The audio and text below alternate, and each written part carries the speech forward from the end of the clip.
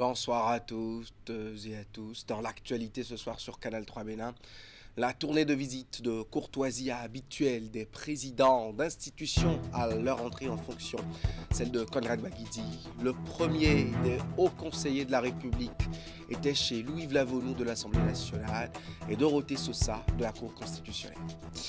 De manière prompte, puis en temps record, les populations de Meyam bénéficient d'un nouveau pont construit par l'association Wanilo. L'ouvrage de franchissement va desservir les habitants de Sérou dans la commune de Djougou, confrontés à des supplices en saison pluvieuse. L'inauguration officielle à suivre en milieu d'édition.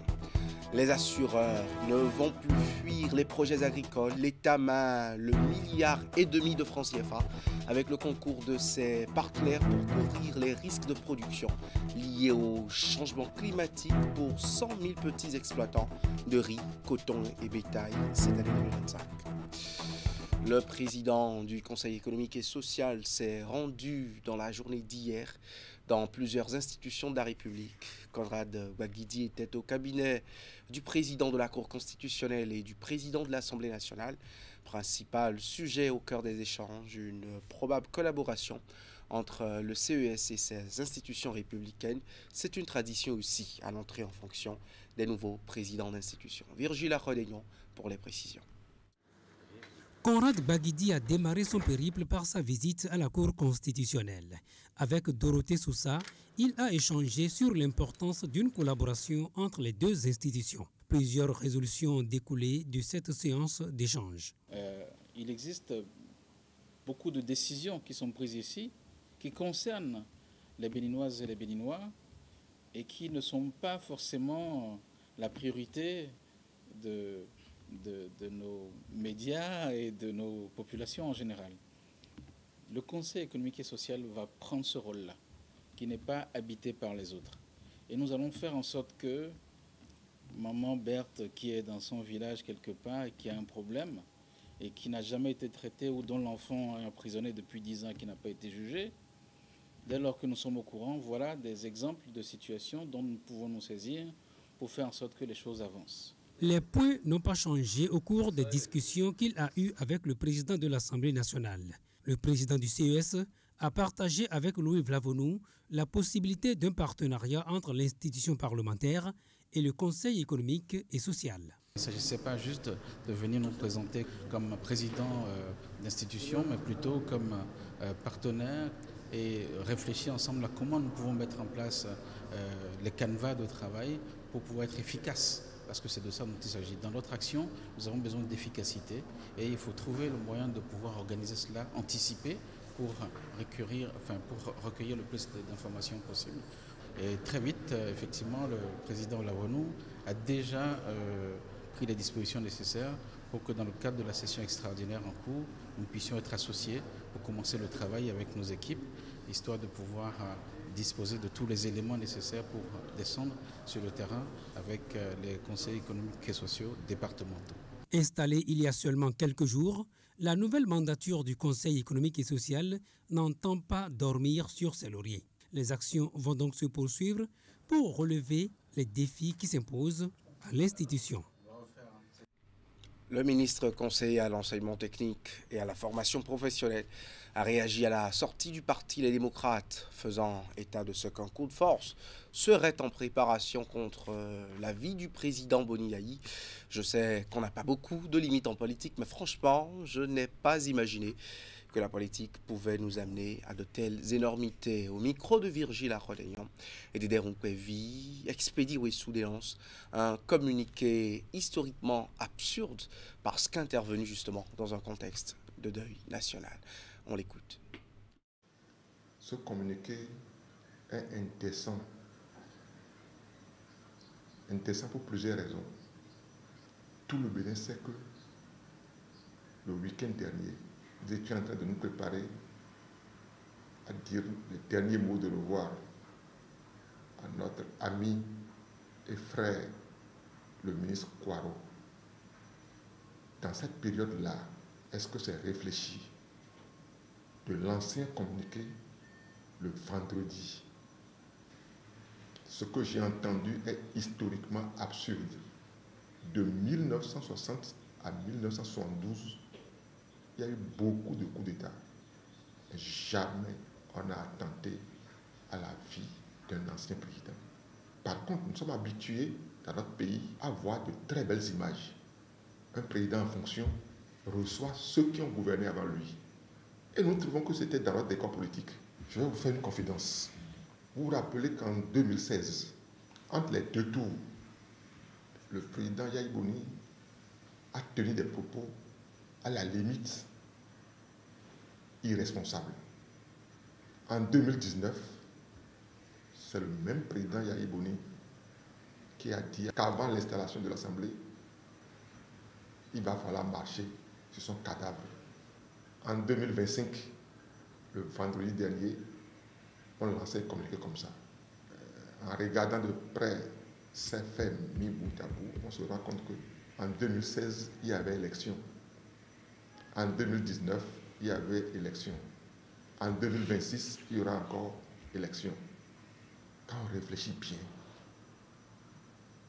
on se rend compte que depuis que le président de la République a fait le discours du 20 décembre 2024 devant la représentation, la panique s'est emparée du camp d'en face. Parce que il voit déjà que le peuple béninois n'a plus envie de retourner dans ce passé. Si vous avez ces images-là, vous pouvez les repasser. Et vous allez comprendre que nous sommes dans une vaste comédie. Une vraie comédie. Comme nous le connaissons, on va gérer. Merci beaucoup. L'association Wanilo a tenu sa promesse.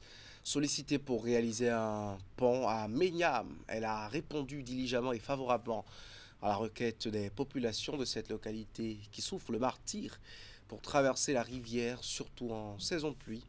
La cérémonie d'inauguration de cet ouvrage de franchissement s'est déroulée hier. Abdou Sahabi Idrissou. Menyam, une localité située dans l'arrondissement de Serou, commune de Djougou, peut désormais se targuer de disposer d'un ouvrage de franchissement digne du nom. Réalisé par l'association Wanilo et officiellement mis en service à travers cette coupure symbolique du ruban. Ce pont, qui vient davantage rallonger la liste des réalisations, va faciliter la mobilité aussi bien des personnes que des biens. Un pont, nous avons financé une maison destinée aux instituteurs de passage à Menyam. Nous avons financé une batterie solaire pour que les gens du village puissent recharger leurs portables. Et nous avons financé également 3 réverbères solaires. Voilà. Peut-être que dans l'avenir, on pourra en financer davantage, mais pour l'instant, nous avons déjà bien œuvré pour Menyam. Autant de réalisations qui forcent l'admiration des bénéficiaires directs et indirects. Au nom du CA, je tiens à vous remercier infiniment. Infiniment, car cela est rare. Député à l'Assemblée nationale, l'honorable Abdoul Malik Gomina, qui s'est fait représenter, avait joué un rôle de facilitateur quand il était à la tête de la mairie de Djougou. Le pont dont vous venez de réaliser soulage vraiment notre population et cela nous va droit au cœur. Pourquoi? Parce que, comme vient de le dire le roi, ce pont est venu vraiment les soulager car il avait vraiment des noyades. Au nom de l'honorable Malik, qui devait être parmi nous ici, est empêché. Et me charge de vous transmettre ses chaleureuses félicitations et ses remerciements. Et il prie Dieu que notre union soit plus fortifiée que cela. Wanilo est une association créée en 2023. Elle a pour but de développer, promouvoir, réaliser des projets humanitaires et solidaires au Bénin. Merci pour ce partenariat entre la France et le Bénin à travers le village de Menyam. Eh bien, en ce début du mois de Ramadan, le cadre de réflexion et de concertation de la communauté islamique du Mono sacrifie à la tradition de don de vivre aux fidèles musulmans du département. Il s'agit surtout des fidèles qui éprouvent des difficultés a assuré le nécessaire au cours de cette période de jeûne. Les emballages de vivres sont composés de sacs de riz et de cartons de pâtes alimentaires. Retour ici sur la cérémonie de remise avec Narcisse Alocet et Florent Do. Des emballages de vivres acquis sur fonds propres au profit des fidèles musulmans du département du Mono. Ce geste cyclique fait chaque année à l'orée du mois de Ramadan est signé du cadre de réflexion et de concertation de la communauté islamique du Mono. Puisque nous sommes dans un mois, et quel mois? Un mois sacré, un mois qui regorge assez de bénédictions, c'est ce que le cadre a compris pour dire, mais écoutez, si nous devons avoir le maxi avant de venir, nous n'allons pas venir. Compte tenu du temps qui prévaut, nous avons dit non, nous allons venir avec le peu, saluer nos parents et le leur remettre. Sacs de riz et cartons de pâtes alimentaires constituent ces emballages remis aux responsables des fidèles des 6 communes du département. Ces derniers sont chargés de les acheminer vers eux et de les partager à ceux qui sont dans le besoin. Un don salué par ceux qui récemment ont été privés d'une aide saoudienne. On va piquer des gens ailleurs qui nous représentent, on leur donne les vivres. Mais nous, on n'en reçoit pas. Je ne parle pas pour moi, mon intérêt, mais ce que les Arabes envoient là, c'est pour les démunis. En réalité, aujourd'hui, ces vivres-là, moi j'ai des témoignages dans la commune de Bopa, comme dans ma commune ici, à Atiémé. Il y a des foyers qui ont reçu, maman a reçu, papa a reçu, les enfants ont reçu. Dans une seule maison, il y a près de 10 kits qui rentrent. La consolation peut donc venir de ce geste du cadre de réflexion et de concertation de la communauté islamique du Mono. Un creuset qui jouit désormais d'une existence légale avec son récépissé signé par l'État béninois. Nous avons fait la demande, l'État a mené toutes les investigations sur le cadre dans le département du Mono et a vu que, oui, ce cadre est vraiment représentatif. Et à partir, je crois, du 19 février dernier, le cadre est reconnu officiellement par l'État béninois. Reconnu par l'État et donc conforté davantage dans son engagement d'œuvrer pour le développement de l'islam ici dans le Mono. Un département dans lequel ces dignitaires religieux s'illustrent depuis des années à travers diverses assistances et dans bien de domaines aux couches les plus vulnérables de la société. On reste dans ce département du sud du Bénin où l'arrondissement de Doutou, situé dans la commune de Huyogbe, renoue avec les festivités de la Pâque. Après la longue trêve qui a suivi la première édition en 2012, la deuxième édition est prévue pour cette année 2025 avec beaucoup d'innovations voulues par son promoteur Philippe Adjitonou. À un peu plus d'un mois de l'événement, les membres du comité d'organisation annoncent les réjouissances populaires. Écoutez-les ici sur des propos recueillis par Narcisse Alocet et Florent Do. En dehors de son caractère religieux, la fête de Pâques est une fête identitaire des Sahouais. Monsieur Adjiton Philippe, étant un fils du milieu, a décidé de célébrer cette deuxième édition pour donner un cachet spécial à la fête de Pâques dans sa localité Doutou. Et monsieur Adjiton Philippe, un jour, était invité dans la localité de Bopa. À son retour, il a vu que son village était calme. Il a décidé maintenant d'animer le village lors des fêtes de Pâques, ce qu'il a commencé depuis 2012. Après 2012, il a eu une pause et c'est pour ça que nous parlons d'une deuxième édition. Et cette deuxième édition, c'est pour cette année 2025. Il y a plusieurs activités qui ont été prévues pour cette deuxième édition, parmi lesquelles on peut citer le jeu de ludo, le jeu de pétanque, le jeu de domino, le jeu de cartes, la foire internationale relevée, aussi une compétition pour la Miss Pâques Sahouais 2025. Et en dehors de ça, il y a un grand concert géant qui a été prévu le dimanche 20 avril avec des artistes de renom tels que Messager Junior, Eto Dos, T-Gang et Vano Baby, en plus des artistes locaux de la localité. Nous invitons toute la population sahouaise de la diaspora ou les résidents de venir massivement suivre ce qui veut se passer dans leur localité. C'est Sarkwakwe 2025 et c'est une fête qui sera particulière au niveau de Doutou. La fête aura lieu du 15 avril au 20 avril 2025, pour ne pas dire 21 parce que le lundi est là, la fête continue aussi. Les agriculteurs n'ont plus de soucis à se faire quant à l'épineuse question de couverture de leurs risques de production. 100 000 d'entre eux vont bénéficier cette année des assurances agricoles dans les filières riz, coton et bétail partout sur le territoire national. C'est la phase pilote d'un projet dédié à la cause lancé hier à Cotonou pour la résilience face aux enjeux du changement climatique. Il est coordonné par le Fonds national de développement agricole et financé par l'État béninois et des partenaires. Compte rendu. L'État béninois, la coopération suisse et la coopération luxembourgeoise mobilisent 1,5 milliard de francs CFA pour assurer les arrières des producteurs contre les aléas naturels en subventionnant leurs primes d'assurance. Le projet est dénommé Assurance agricole à indice de rendement pour l'accroissement de la résilience des petits exploitants agricoles face aux effets du changement climatique. La phase pilote lancée pour le compte des filières riz, coton et bétail couvre l'ensemble des pôles de développement agricole du Bénin. Il faut rassurer les travailleurs de la terre que l'assurance agricole n'est pas un mythe. C'est une réalité et je nous engage tous, acteurs que nous sommes, à traduire ces réalités dans des actions concrètes pour donner des raisons aux agriculteurs de se convaincre de cette opportunité. Avec l'assurance, nous ne nous contentons pas de gérer les risques. Nous ouvrons l'accès au crédit, encourageons les investissements dans l'agriculture moderne et à terme, donner aux agriculteurs les moyens de prospérer, pas seulement de survivre. Poulet, le réputé partenaire technique qui appuie à l'atteinte de l'objectif des 100 000 petits agriculteurs, a impacté en 2025.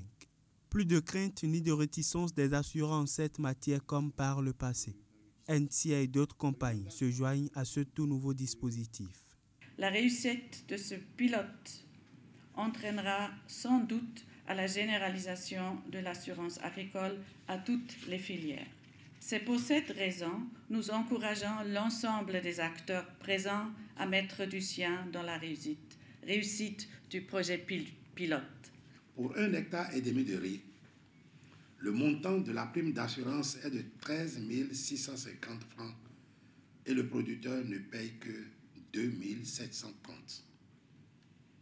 Pour 2 hectares de coton, le montant de la prime est de 27 540 francs et le producteur paye 5 508 francs. Pour 2 têtes de gros bétail, le montant de la prime d'assurance est de 23 490 francs et le leveur paye 4 698. Faire adhérer toutes les 7 structures opérant sur le marché de l'assurance non-vie au Bénin à l'innovation est l'une des ambitions à court terme. La douane béninoise se remobilise pour mieux traquer la fraude dans le Borgou et la Liborie. Le directeur régional a réuni les responsables des unités de la douane des 2 départements pour une séance de travail hier consacrée à la question. Le compte-rendu est signé Epiphane Chabi. Salle de réunion de la douane Borgou à Liborie à Parakou. Un moment d'échange et d'évaluation des performances de recettes réalisées au cours de l'année écoulée entre le directeur régional Arossi Bléo, les chefs d'unité et leurs collaborateurs.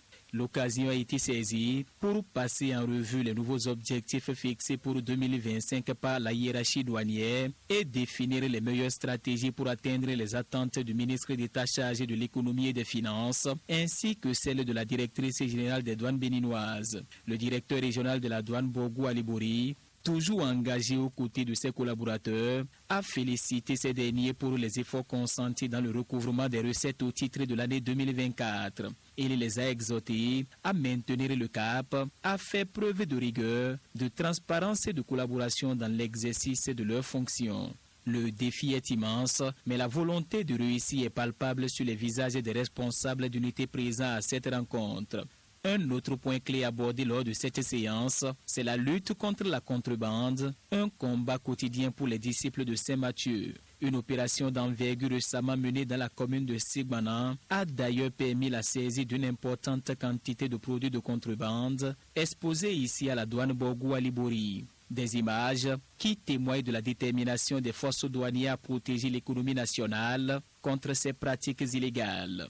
Après cette séance de travail, une tournée de contrôle des services et des unités est annoncée pour s'assurer de l'efficacité des dispositifs mis en place et identifier les défis à relever. À travers cette mission qui va couvrir les départements du Borgou et la Libori, le directeur régional à Hossibléo prouve ainsi sa rigueur et son professionnalisme à atteindre les tâches qui lui ont été confiées par sa hiérarchie. Polémique autour de la menace de mort sur la personne de Boni Yayi. Ça parle sur les médias sociaux et à beaucoup d'endroits. C'est le sujet en débat ce soir avec Wahab Alikbara et ses invités dans l'info continue tout à l'heure à 20h. Koshimo Rumbadji de Afrique sur 7 et l'analyste politique Francis Eloge Attalé. Prenez le rendez-vous. Moi, je vous retrouve demain dans le 19h30.